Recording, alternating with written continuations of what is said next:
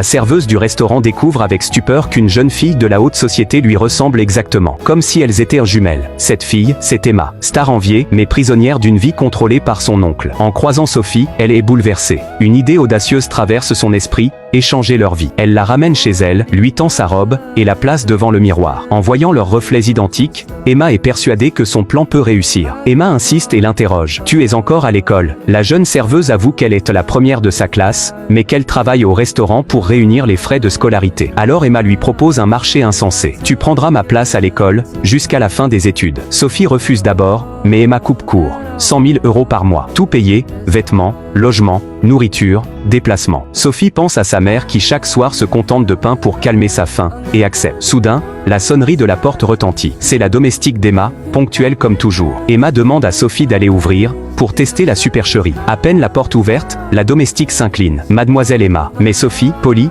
lui serre la main. La servante en reste bouche bée. Depuis quand la hautaine Emma est-elle devenue si chaleureuse? Alors commence la métamorphose. Emma apprend à Sophie à marcher sur des talons vertigineux, coupe ses cheveux, dessine un grain de beauté avec un crayon, lui achète des robes de luxe. À chaque étape, elle lui rappelle « Garde la tête haute, sois sûr de toi ». En une demi-journée, une nouvelle Emma est née. Mais pour réussir, Sophie doit connaître chaque personne de l'entourage d'Emma. La cousine, ennemie jurée depuis l'enfance. Le fiancé de cette cousine. S'il s'approche, fuit sans poser de questions, avertit Emma. Et enfin, l'associé de l'oncle. Un homme arrogant, riche, qui venait souvent au restaurant où Sophie travaillait, sans jamais lui adresser un regard. Emma lui confie qu'il est son crush depuis l'enfance. Mais elle ajoute, d'un ton grave, « Peu importe ce qui arrive, ne t'approche pas de lui, parce qu'il est mon amour. » Emma n'a jamais parlé de ses parents, orpheline, elle a grandi sous la tutelle d'un oncle sévère, qui contrôle tout, jusqu'à son passeport qu'il a confisqué. Alors, profitant de la ressemblance, elle pousse plus loin son plan. Elle demande à Sophie d'apporter son propre passeport, elle veut s'en servir pour partir à Paris avec son petit ami. Le lendemain, Sophie fait sa rentrée sous l'identité d'Emma. À la surprise générale,